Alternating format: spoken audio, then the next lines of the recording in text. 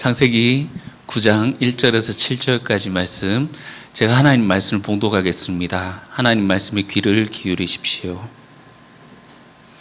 하나님이 노아와 그 아들들에게 복을 주시며 그들에게 이르시되 생육하고 번성하여 땅에 충만하라. 땅의 모든 짐승과 공중의 모든 새와 땅에 기는 모든 것과 바다의 모든 물고기가 너희를 두려워하며 너희를 무서워하리니 이것들은 너희의 손에 붙였음이니라. 모든 산동물은 너희 먹을 것이 될지라. 채소같이 내가 이것을 다 너희에게 주노라. 그러나 고기를 그 생명되는 핏째 먹지 말 것이니라. 내가 반드시 너희의 피 곧 너희의 생명의 피를 찾으리니 짐승이면 그 짐승에게서, 사람이나 사람의 형제면 그에게서 그의 생명을 찾으리라. 다른 사람의 피를 흘리면 그 사람의 피도 흘릴 것이니 이는 하나님이 자기 형상대로 사람을 지으셨음이니라. 너희는 생육하고 번성하며 땅에 가득하여 그 중에서 번성하라 하셨더라. 아멘. 이것은 하나님 말씀입니다. 하나님께서 오늘 이 말씀을 통해서 우리에게 은혜 베풀어 주시기를 원합니다. 지금 이제 홍수가 끝이 나고 하나님께서 새로운 땅에 이제 살아남은 노아의 아들들을 불러서 하나님이 축복을 하십니다. 이 비슷한 장면을 어디선가 봤었어요. 그죠? 하나님께서 창세기 1장에 세상을 창조하시고 남자와 여자를 지으시고 그들에게 복을 주셨더라 하는 그 장면이 똑같이 이루어지는 걸 보니까 여기서 이제 새 창조가 이루어지고 있구나 하는 것을 우리가 지금까지 봐왔습니다.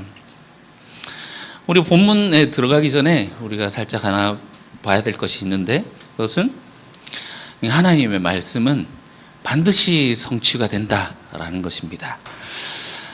지금 이제 텅 비어 있는 세상이에요. 텅 비어 있는 세상에 하나님이 노아와 아들들에게 복을 주시면서 뭐라고 하셨죠?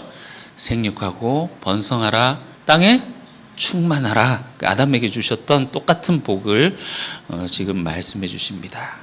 그런데 이 하나님의 말씀이 어떻게 이루어지는가, 이제 앞으로 나올 연결되는 그 성경 말씀이 이것이 어떻게 이루어지고 성취되는지를 보여줍니다. 9장 18절 19절 보시니까 방주에 나온 노아와 지금 아들들 그리고 아내와 자부들 해서 총 8명밖에 없는 세상이죠. 그런데 19절 노아의 이 세 아들로부터 사람들이 온 땅에 퍼지더라.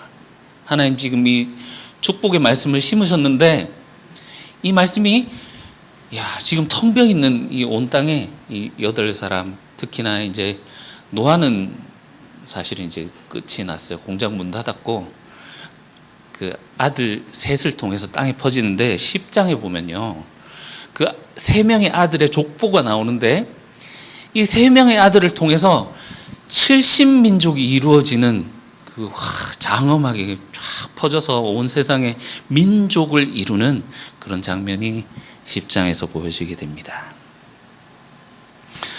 여러분, 복받고 싶다라는 이 말, 복받고 싶으시죠? 이 말을 싫어하는 사람은 없을 것 같습니다.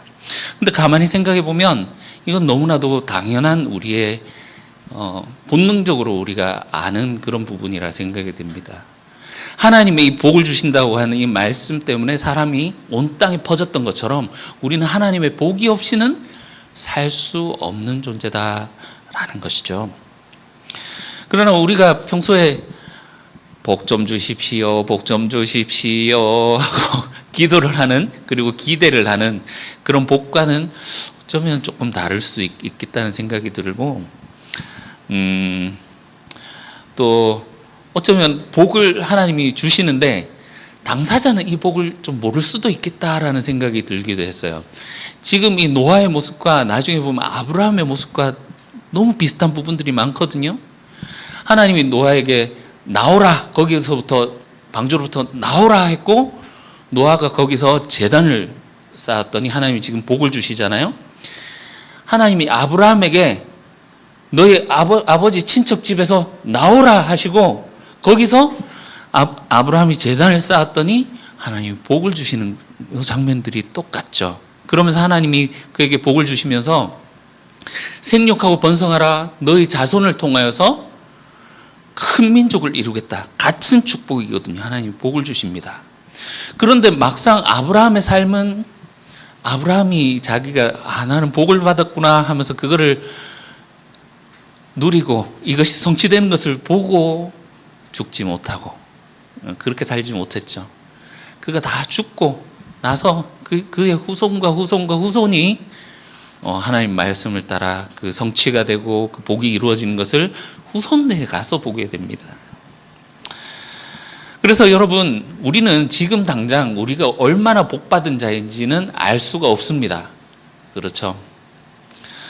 사람들은 얘기합니다. 예수가 밥 먹여주냐, 왜 그렇게 별나게 믿느냐 하면서 하지만 여러분, 어쩌면 예수를 믿고 이 자리에 모여 있는 우리가 정말 하나님의 이 복 가운데 있음을 여러분, 우리 정말 그 영적인 눈을 뜨고 우리가 볼 수 있으면 좋겠어요. 지금 당장은 우리의 삶이 초라하고 아무것도 아닌 것처럼 보이지만 하나님이 이 말씀은 반드시 이루어지고 성취되게 됩니다. 풀은 마르고 꽃은 시드나 주의 말씀은 영원하다. 우리의 모습은 그 마른 풀같이 시들은 것처럼 보이기도 하고 우리의 삶이 그렇게 초라해 보일지라도 하나님 말씀은 영원하다. 그래서 주님이 어쩌면 우리 당대가 아닐지라도 우리 후대 또 우리 후대 이 복을 어떻게 이루어 가실지 기대하고 신뢰할 수 있는 우리가 될 수 있으면 좋겠습니다. 다시 오늘 본문으로 돌아오셔서요. 지금 이제 태초에 하나님이 첫 번째 사람 아담에게 복을 주셨던 것처럼 지금 노아에게 새로운 아담 노아에게 복을 주시는데 비슷한 장면이 있지만 태초에 그 복과 달라진 부분이 있는 것 같습니다. 혹시 발견하셨습니까? 태초에 아담에게 생육하고 번성하라 복을 주셨던 그 세상과 지금 이 노아의 세상과 무엇이 달라졌죠?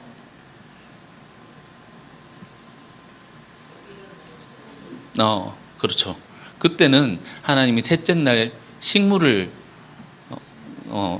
준비해 두시고 이것이 너희의 먹을 것이 되니라. 그때는 동물도 그렇고 초식을 했던 것 같죠. 그죠? 그런데 이제 사람과 이 동물의 관계가 그때와는 달라지게 됩니다. 2절 보니까 와, 하나님이 복을 주시고 이 동물들 이름을 쭉 읽을 때만 해도 여러분 읽지 않고 듣는다고 생각해 보십시오. 어떻게 시작합니까? 땅의 모든 짐승과 공중의 모든 새와 기어다니는 것들과 가축과 바다에 있는 모든 짐승이 하는데 하나님이 아담에게 복을 주셨을 때처럼 이제 너희가 그들과 사랑하고 이름 지어주고 막 그렇게 했었던 아름다운 관계였잖아요. 그렇게 할 줄 알았는데 그 짐승들이 너를 무서워하고 두려워할 것이다 하면서 이 사람과 짐승들 간의 관계가 바뀌어진 것을 보여주고 있습니다. 예전에 제가 어렸을 때는 게임기나 이런 게 없었어서 그 컴퓨터가 있으면 그거 가지고 타자 연습했습니다. 한컴 타자 연습하면 거기 막 단어 내려오면 단어 막 치기도 하지만 속담들 막 치고는 했었거든. 속담들 아직도 잊혀지지 않는 그 속담 중에 중이 고기 맛을 들이면 법당의 파리가 사라진다. 이런 게 있었어요. 기억하시죠? 여러분, 인류가 폭력의 눈을 떠버렸습니다. 맛을 알아버렸어요. 가인과 라멕에서 그걸 볼 수 있었죠.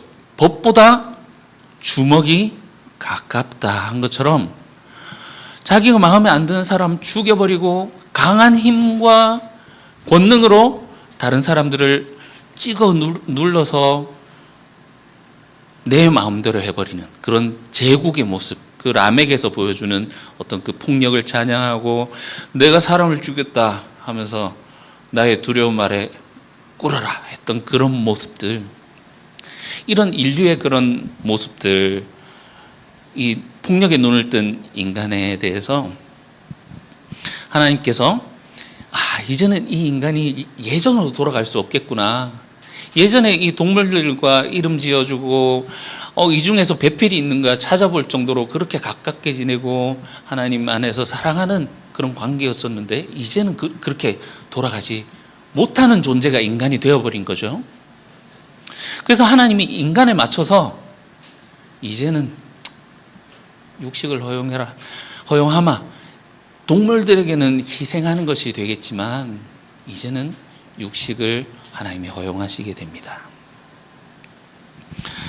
그리고 이제 동물들도 사람의 피를 흘린다라는 것을 보면 이제 동물들도 거기에 영향을 받아서 타락을 하게 된 것으로 보이죠. 그래서 이 말씀이 사람에게 뿐만이 아니라 동물들에게도 적용된다라고 하는 그 사실이 굉장히 하나님이 얼마나 무겁게 이 말씀을 생각하시는지 알 수 있습니다. 그리고 두 번째로 태초의 복과 달라진 부분이 하나님이 법전을 주십니다. 태초의 법전이에요. 육식을 허용하시지만 뭐는 안 된다? 피째 먹는 것은 안 돼. 그리고 동물은 먹기 위해서 피를 흘리는 것 가능하지만 사람은 피도 흘려서는 안 돼. 사람을 죽여서는 안 된다. 살인 금지. 하나님이 그래서 살인 금지하면서 동해복수법, 달리언법을 주세요. 눈에는 눈, 이에는 이, 동해복수, 동태복수라고 하기도 하고요.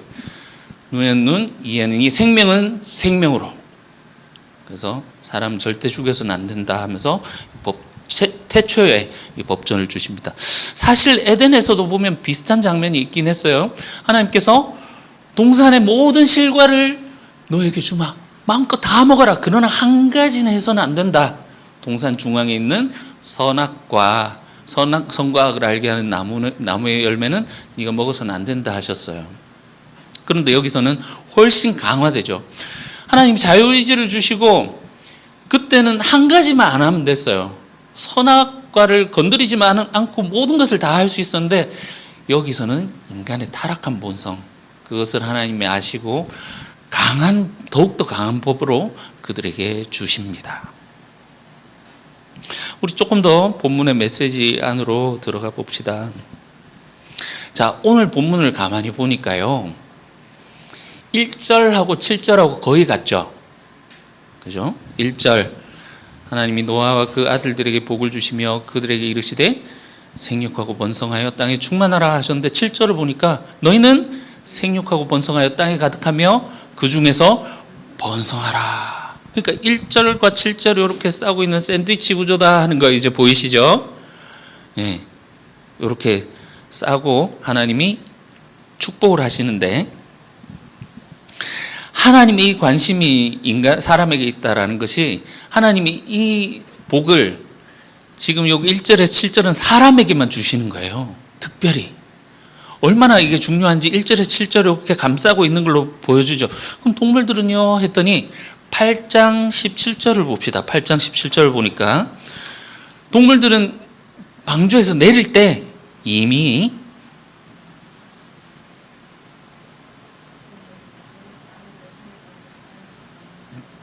그죠? 이미 여기서 생육하고 번성하라 하면서 동물들에게는 이미 축복을 하셨어요. 그리고 사람을 따로 모아놓고 이제 따로 축복을 하실 정도니 얼마나 이 본문이 중요한 부분이겠습니까? 하나님이 홍수 심판을 해야 되겠다 결심하시기까지 임계점이 가득 찼습니다. 인간의 죄악 때문에 더 이상 이들을 그대로 내버려 둘 수는 없겠다. 하나님이 홍수로 심판하셨어요. 그러나 이제는 사람에게 맞춰서, 여러분 그 전에는 하나님이 높은 기준을 가지고 세상을 창조하시고 했었던 그 세상이었는데, 이제는 홍수가 끝난 이후에 바뀐 점을 보니까 이제는 사람을 기준으로 두고 거기에 창조 질서들의 기준을 왕창 낮춰서 사람에게 맞춰주고 계시더라는 것을 오늘 본문에서 우리가 볼 수 있어야겠습니다. 여러분, 예전에는 가정의 중심이 누구였습니까? 가부장 제도에서 아버지였지 않습니까? 아버지 오시면은 전부 다 뛰어나가지고 오셨습니까? 인사하고 하는데 요즘은 누가 중심입니까? 금쪽이들이 중심이잖아요. 우리 집에 금쪽이들이 그 아버지 와도 인사도 안 해요. 근데 아들 오면 왔나 하면서 다 이제 맞춰주고 좀 그런 세상이지 않습니까? 마치 그런 것처럼 8장 21절에 하나님이 창조세계에 원래 그려셨던 그림이 있는데, 야, 인간이 악해서 6장에서 세상을 쓸어버려야 되겠다라고 하셨는데 그 심판이 인간을 바꾸지 못한 것을 보시고 8장 21절에서 야, 인간이 원래 악하니 내가 다시는 그것 때문에 사람 때문에 땅을 심판하지 않겠다. 기준을 왕창 낮춘 거죠. 그 옛날에 저희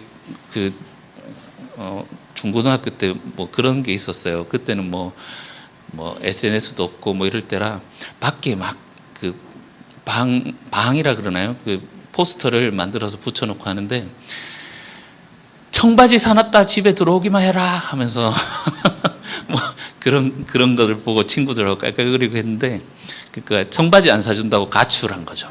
그러니까 엄마 아빠가 청바지 사놨으니까 집에만 들어와라. 그 집에 들어오면은 그 아들에게 어떻게 하겠습니까? 화내고 하기보다는 한동안은 아들이 원하는 대로 해주겠죠. 그런 것처럼 부모님이 가지고 있는 그 기준을 확 낮춘 것처럼 하나님이 인간에게 기준을 확 낮추십니다. 그리고 오늘 복을 주시는데, 원래 세상에서 허용되지 않는 살해, 그래서 고기를 취하는 그것도 인간의 폭력성 때문에 하나님이 확 낮춰서 고기도 먹게 하시고, 모든 것, 그 하나님이 창조하셨던 그 질서의 기준을 확 낮춰주십니다. 인마들 원래 악하잖아 하면서 하나님의 마음을 돌이켜서 어느 정도 이렇게 수용해 주시는 거죠. 이것을 우리가 하나님의 절대 은혜라고 합니다. 인간의 어떤 조건이나 행위에 관계없이 전적으로 하나님의 주권적인 선택과 하나님이 마음을 돌이키심으로 그 사랑으로 인해서 베풀어지는 은혜. 그래서 이들의 노아와 그 가족들, 그 사람들이 했던 그 행위와 관계없이 하나님께서 마음을 바꾸셔서 베풀어 주시는 이 절대 은혜를 보여주고 있습니다. 인간의 전적인 부패와 무능함을 하나님이 인정하시고 하나님의 완전하심으로 그들의 연약함을 채워가시겠다 작정하신 거죠. 그렇지만 우리가 오해하지 말아야 할 것이 있습니다. 오늘 한국교회가 이 은혜를 너무 강조하다가 하나님이 절대로 타협하지 않는 것이 있다라는 것을 보지 못합니다. 자, 오늘 본문 보니까 하나님이 아이고 우리 금쪽이 하면서 오냐오냐 해주는 것 같죠? 그들에게 기준을 맞춰주는 것 같습니다. 그러나 하나님이 절대 포기하지 않으시는 것이 있어요. 하나님이 타협할 수 없는 것, 그것은 자, 복으로 이렇게 쌓여 있는데 안에 있는 내용을 보니까 생명을 중시하라예요. 동물에게도 사람에게도 동물을 자, 그건 자세한 건 조금 이따 나누시고, 특히나 이 5, 6절을 보니까 5, 6절 우리 다시 한번 볼까요? 내가 반드시 너희의 피, 사람의 피를 흘리는 자에게는 그 피를 반드시 찾겠다. 피에는 피, 생명에는 생명. 짐승이면 그 짐승도 잘못하면 사람을 받아서 죽이거나 하면 짐승도 그 생명을 거둘 것이고, 사람이나 사람의 형제면 그에게서 그의 생명을 찾으리라. 다른 사람의 피를 흘리면 그 사람의 피도 그 피를 흘린 사람의 피도 흘릴 것이니 이는 하나님이 이유가 여기 나오죠. 자기 형상대로 사람을 지었기 때문에 그 형상을 파괴하는 자는 반드시 그의 생명을 찾을 것이다 라고 하나님 말씀하시는 거예요. 이것이 읽어보시면 하나님이 직접 찾으시겠다는 말도 있지만 다른 사람들에 의해서 그들의 목숨이 취해지게 되는 그것도 보여지게 됩니다. 여러분, 이 5절 6절 말씀, 특히나 이 말씀을 가장 들어야 될 사람이 누구였을까요?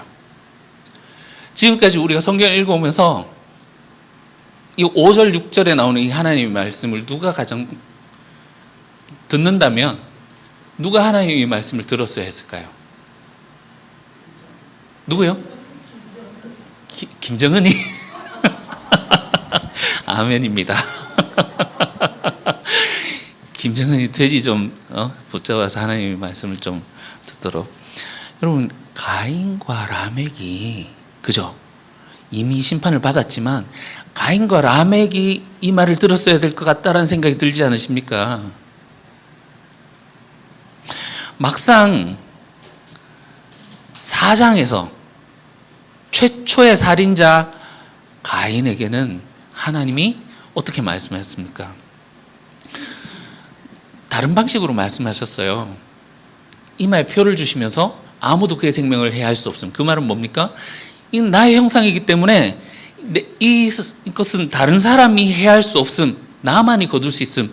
생명은 하나님 것임 이라고 말씀하셨죠. 그런데 라멕을 가보니까 그 복수하고 하는 그것이 내 것이다라고 막 하면서 찬양하면서 했던 이 라멕에게는 하나님이 반응조차 하지 않으셨단 말이죠. 그래서 우리가 의아했습니다. 근데 지나고 보니까 라멕이 그 폭력을 찬양하고 내가 나의 상처로 말미암아 소년을 주겠다 하면서 그 살인을 자랑하는 그에게 지나고 보니까 하나님이 말이 아닌 심판으로, 홍수 심판으로 그에게 응답하셨구나 하는 것을 우리가 보게 됐지만 오늘 여기 5절 6절에 그에게 직접 들려주시는 응답으로서 오늘 이제 말씀을 하고 있다는 것을 알게 되겠습니다. 가인과 라멕처럼 사람을 죽인 자에게 하나님이 직접적으로 주시는 응답이구나.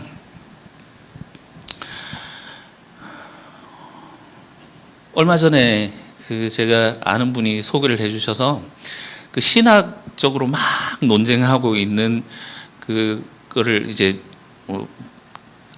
소개를 해주셔서 제가 그걸 듣고 또 재밌어서 또 관련된 여러 개를 들었습니다. 보다 보니까 이런 논쟁도 하더라고요. 하나님 앞에서는 살인이나 거짓말이나 똑같다. 똑같은 죄다. 우리가 생각할 때는 살인죄는 엄청 크고 거짓말은 작은 것처럼 보이지만 하나님 앞에서는 살인이나 거짓말이나 똑같다. 어떻게 생각하십니까? 이런 신학적인 논쟁들이 많은데 보통 이런 것들이 나오는 것은 보통 이제 하나님의 은혜를 강조를 할 때 많이 나오는 논쟁들입니다. 죄인을 용서하신 하나님 할 때 우리 인간으로서는 용서할 수 없는 죄악, 이런 죄는 우리가 도저히 용서할 수 없습니다. 사회적으로도 그렇고 개인적으로도 이것은 선을 넘은 행위입니다. 도저히 용서받을 수가 없는 인간입니다. 하지만 하나님 앞에서는 모든 것이 그 죄가 그러니까 거짓말하는 거든 사람을 죽인 죄든 하나님 앞에서는 동일하기 때문에 하나님은 용서하지 못할 자가 없다 하면서 하나님의 그 무한하신 은혜를 강조할 때 이런 논쟁들을 보통 하곤 합니다. 그런데 조금 다른 면으로 오늘 본문에서 인간이란 어떤 존재인가 보니까 8장 21절에 보니까 인간은 죄인이다. 어려서부터 악하고 생각하는 것이 악하고 죄인이더라 이야기를 하는데 오늘 9장 6절에 보니까 하나님이 인간을 무엇으로 만드셨다? 자기 형상으로 만드셨다. 그래서 인간은 죄인이면서 하나님의 형상이다 라고 말하고 있습니다. 여러분 이게 모순되는 거 아닙니까? 죄인이면서 제가 지난주에 그 논쟁들을 보다 보니까 오늘 설교가 조금 어려워집니까? 인간은 죄인이면서 하나님의 형상을 유지할 수가 있을까요? 모순처럼 보입니다. 그래서 한국 교회는 이 두 가지 부분을 이야기는 하고 있지만 주로 죄인이란 곳에 강조를 하고, 그렇다 보니까 예수 그리스도와 연결 짓는 것에 연결을 짓고 해소를 하려고 합니다. 인간은 죄인이기 때문에 예수님의 보혈의 피가 필요하다. 그런데 여러분, 한국 교회가 오늘날 많이 놓치고 있는 것이 있습니다. 예수님이 왜 죽으셨는가? 라는 그 질문 앞에서 예수님이 왜 죽으셨는가? 예수님이 우리를 위해서 대신 죽으신 이유는 원래 아담에게 창조하셨던 그 하나님의 형상을 예수님이 그걸 담지하시고 우리로 하여금 이 하나님이 지으신 이 하나님의 형상을 회복하게 하시기 위해서다라는 이 부분을 오늘 한국 교회가 많이 놓치고 있는 것 같습니다. 예수님을 통해서 하나님의 형상이 회복된다라는 것은 여러분, 하나님은 용서 못할 죄인이 없다. 그러므로 너희는 할 수가 없으니 내 아들 외아들 예수가 행한 그것을 믿기만 해라. 그럼 내가 다 용서해 줄게 라고 말하는 그 은혜와 차이가 어마어마하게 있는 것이죠. 내 아들 예수가 행한 것을 믿기만 해라 한 것에서 하나님의 형상을 회복하고, 그리고 나서 하나님의 뜻대로 살아야 할 이 뒤에 있는 이 중요한 것을 우리는 놓치고 있지 않은가 말입니다. 근데 이 죄인만 남고 하나님의 회복해야 될 하나님의 형상을 우리가 놓쳐버리고 있으니 원래 하나님이 예수님을 통해서 우리를 고치려고 했던 그 원래 모습대로 우리가 가기가 어려운 것이죠. 오늘 본문은 인간은 누구나 악하지만 누구나 하나님의 형상으로 지음을 받았다라는 것을 말하면서 은혜 받은 인간에게 은혜를 받은 자의 합당한 삶을 요구하신다라고 말하고 있습니다. 그 논쟁을 보면 막 그렇게 얘기를 합니다.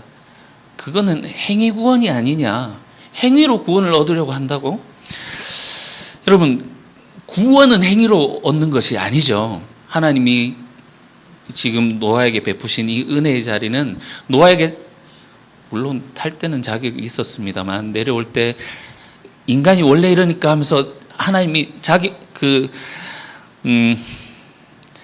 질서의 기준을 확 낮춰서 인간에게 다시 찾아오실 것은 하나님의 분명한 은혜입니다. 구원입니다. 그러나 구원받은 이후의 삶은 구원받은 자에게 하나님이 요구하시는 삶이 있더라라는 겁니다. 금쪽이에게 기준을 낮춰서 맞춰주지만, 그래서 기준은 낮아지지만, 그래서 네가 개판으로 살아라 라고 부모가 기대하지는 않잖아요. 하나님이 절대 타협하지 않는 이 창조의 목적, 그것은 바로 인간은 하나님의 형상이다 라는 것과 그 형상으로서 인간은 살아야 한다 라는 것, 이것을 하나님은 절대로 놓지 않으십니다.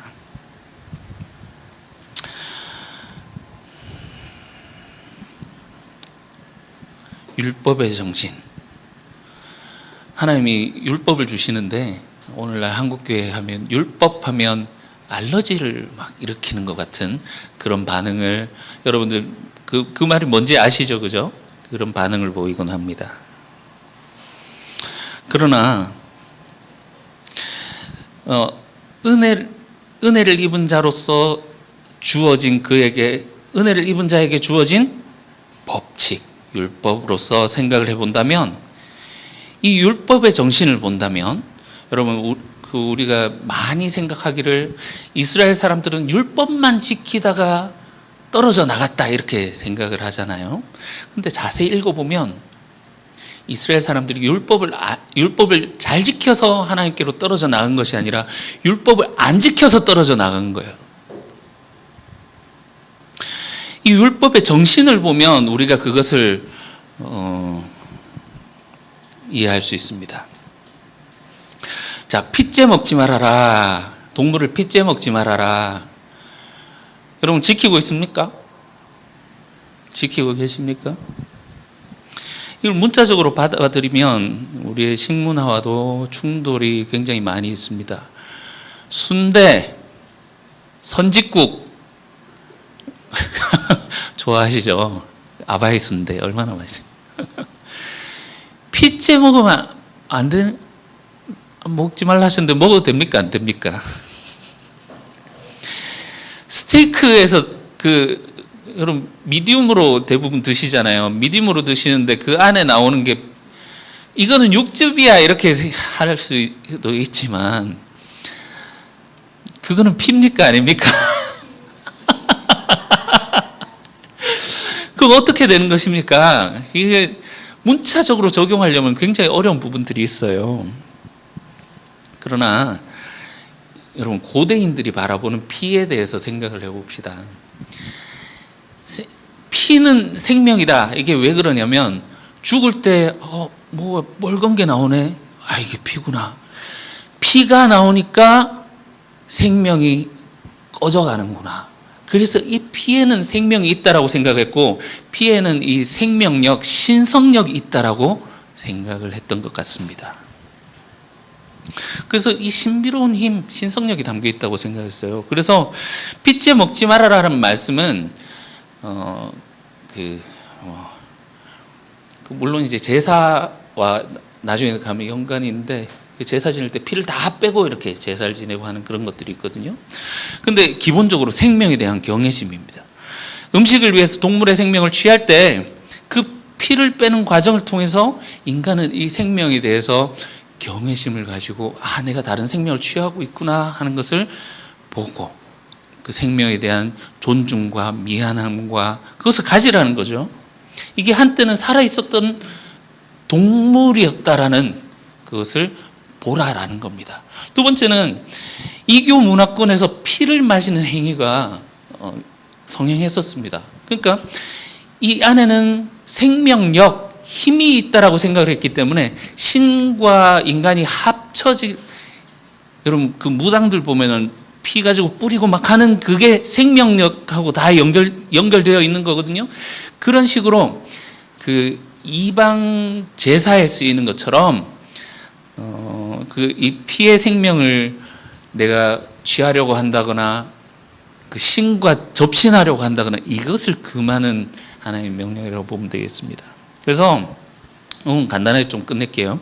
인간이 동물의 생명을 취할 권리는 있지만 그 과정에서 잔인함이나 무분별함이나 이방 제사와 연결되는 것은 하나님이 금지하신다라고 보면 되겠습니다. 탈리온법으로 넘어서 조금 자세히 봅시다. 탈리온법, 눈에는 눈, 이에는 이, 인류 최초의 법전이었습니다. 이렇게 하면 잘 안 하다 하실 텐데, 근데 눈에는 눈, 이에는 이, 아까 잠깐 제가 언급을 드렸는데, 생명에는 생명으로, 여러분 이 생명을 취해가는 주체가 누구죠? 그러니까 사람이 하나님의 형상으로서 남의 생명을 취하는 자들을 구금에다가 그의 생명을 죽여라. 사형제도요. 사형제도. 여러분 하나님이 사형제도, 생명을 빼앗는 사형제도를 주신다라는 부분이 하나님이 그러실 수 있는 분인가 생각되지 않습니까? 아닙니까? 생명을 사랑하신 하나님이 생명을 앗아가는 것을 법으로 제정하신다. 그러나 여러분 이 극형이잖아요. 극적인 형벌인데 이 안에 들어있는 하나님의 정신을 생각해 보면 역설적이게도 생명에 대한 존엄성을 하나님이 선언하시고 계신 거다라는 것을 알 수 있습니다. 이 법, 사형제도, 탈리온법은 인간의 생명의 가치가 어디에 근거하는지 하나님이 분명히 말씀하시죠. 6절에 보니까 하나님이 자기 형상대로 사람을 지으셨다. 여러분, 인간이 존엄한 이유가 뭡니까? 그가 가지고 있는 능력이나 사회적 지위나, 국회의원은 다치면 안 되고, 여러분 밖에서 이거 청소하는 청소부는 죽어도 좀 괜찮고, 이런 게 있습니까? 사회적 지위나 고저에 관계없이 사람은 하나님의 형상을 지녔다는 그 자체로 존중받아 마땅하다라는 겁니다. 사람을 죽인다라는 것은 한 존재를 단순히 제거했다라는 것이 아니라 그 의미를 넘어서서 창조주 하나님의 형상을 파괴하고 하나님 얼굴에 침을 뱉는 행위입니다. 신성모독이에요. 하나님은 그 극악한 죄에 대해서 엄중한 대가를 치르게 하십니다. 인간의 생명이 얼마나 신성하고 귀한 것인지 온 공동체에 각인시키시는 거죠. 사형은 살인자에 대한 복수를 넘어서서 희생된 자의 가치가 얼마나 귀한 것인지, 그 살인자의 생명과 동등하고 귀한 것이다라는 것을 공동체에 선포하는 정의의 행동입니다. 그래서 이 탈리온법은 율법의 정신에 근간을 두고 있죠. 그런데 여러분, 법은 강자를 위한 것입니까? 약자를 위한 것입니까? 법은 약자를 위한 것입니다. 가인에게는 하나님이 다른 식으로 표현하셨어요. 너를 죽인 자는 내가 7배로 갚아주겠다. 이 말은 생명의 권리가 하나님께만 있음을 말씀하셨지만 그것과 지금 같은 말씀이죠. 근데 라멕은 어떻게 했습니까? 그 생명을 갚는 그 권리가 누구에게 있다? 나에게 있고, 나는 누구든지, 내가 강한 힘을 가지고 있기 때문에 나는 누구든지 죽일 수 있어 라고 그가 했던 노래는 그런 의미지 않습니까? 그런 사회가 어떤 사회가 될까요? 강한 자들이 힘을 더욱더 갖게 되고 그들이 사람의 생사 여탈권을 가지고 있는 그 사회는 어떻게 되어질까요? 그래서 옛날에 그 영화 같은 거 보면, 특히나 중국에 보면 그런 영화 많은데, 아버지의 원수, 내 평생을 칼을 갈아왔다 하면서 야 하면서 죽입니다. 그럼 나중에 어떻게 됩니까? 또 그 사람 아들이 나타나서 아버지의 원수 하면서 그 원수와 원수가 대를 이어서 복수와 복수를 하게 되죠.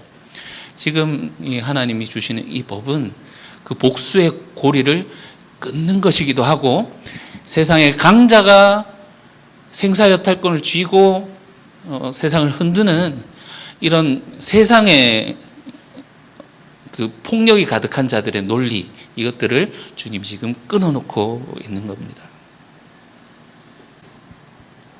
여러분, 오늘날 그러면 이 말씀을 가지고 어떻게 적용할 수 있을까요? 어떻게 적용할 수 있습니까? 여러분 중에 사람을 죽여본 분 계십니까? 그 법이 있기 때문에, 그죠? 격리되어서 다른 곳에 있겠죠, 다른 세상에. 오늘 이 말씀을 확장된 법의 정신으로 본다면 지금 생명을 빼앗지 말라라는 거죠. 그런데 이것을 이런 소극적으로 생명을 빼앗지 말라라고 보기보다 적극적으로 생명을 살도록 하라라는 말씀으로 우리가 적용하면서 오늘 말씀을 맞춰봅시다. 여러분, 이사야서 1장 한번 찾아보실까요?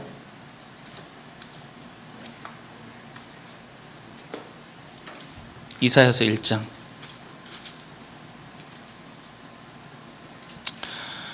구약 968페이지.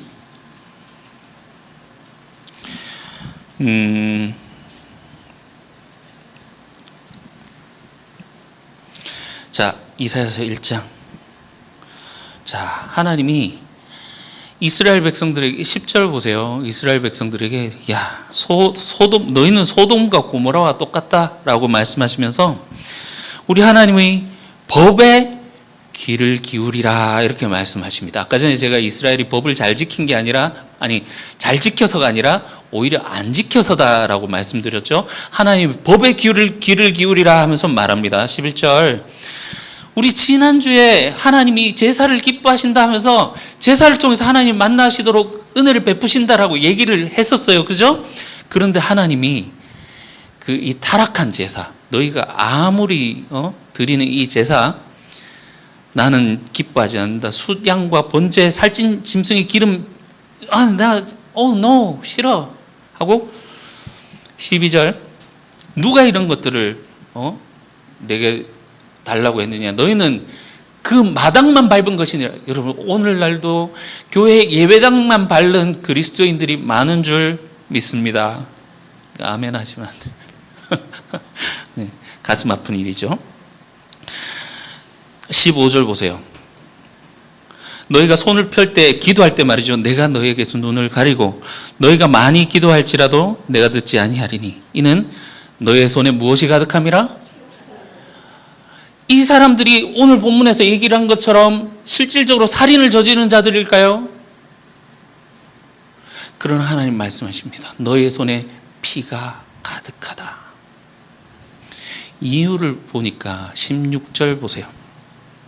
너희는 스스로 씻으며 스스로 깨끗하다 하여 내 목전에서 너희 악한 행실을 버리며 행악을 그치고, 그러니까 하나님 앞에서 깨끗하다 하면서 하지만 그들의 삶이 더러움과 죄악 가운데 있고, 17절 선행을 배우면 정의를 구해라 하면서 하신 말씀을 봅시다.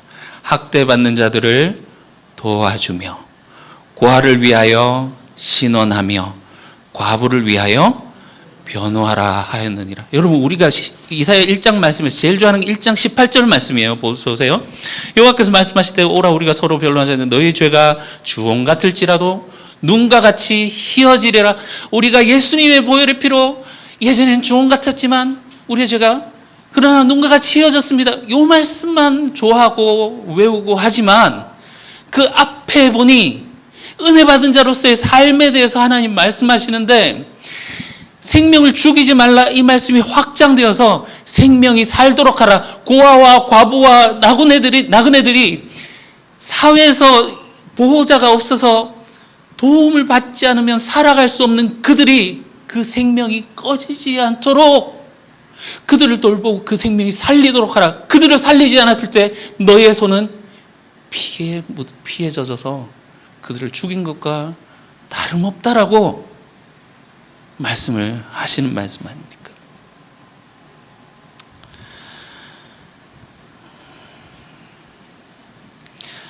여러분, 우리나라에 아름다운 전통들이 너무나도 많았습니다. 감을 딸 때 몇 개를 남겨둬요. 뭐죠? 까치 먹으라고. 밥 먹을 때 고시래 하면서 던져줍니다. 뭡니까? 짐승들, 여기 있는 짐승들 같이 나눠 먹자라는 거죠. 콩을 심을 때 한 개만 심어도 되는데 세 개를 심는답니다. 하나는 공중에서 날아드는 새들을 위하여, 하나는 땅 밑에 사는 벌레들을 위하여, 하나는 나를 위하여. 이거 우리 조상들의 사랑이고 참 함께 살아가는 그런 것이었는데 오늘날 너무나도 효율을 따지다 보니 나만 생각하면서 다른 사람들을 돌보지 않는 그런 세상이 아닌가 생각이 듭니다.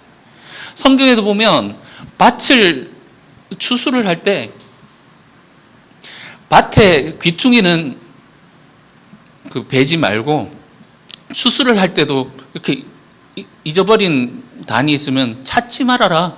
왜냐? 먹을 것이 없는 사람들이 그냥 구걸해서 살도록 하는 것이 아니라 정당한 노동으로 존귀함을 유지하면서 그들과 함께 먹고 살도록 하나님이 취하신 조치란 말입니다. 마무리하겠습니다. 하나님의 말씀은 영원하다라면서 우리 시작할 때 말씀을 드렸습니다. 오늘 이 하나님이 주신 이 법, 그러나 이 법의 문자적인 그것보다 그 법 안에 들어있는 이 정신은 하나님께서 이 이스라엘의 역사, 구약의 역사를 통해서 뿐만이 아니라 신약과 예수님을 통하여 보여주신 그 율법을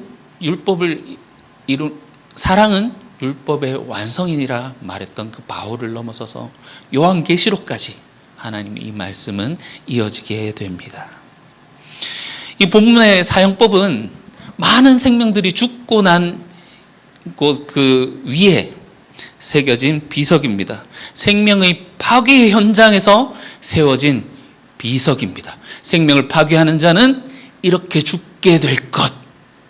가인과 라멕처럼 다른 이의 생명을 취하면서 살아가는 자는 반드시 이렇게 될 것 하는 비석입니다.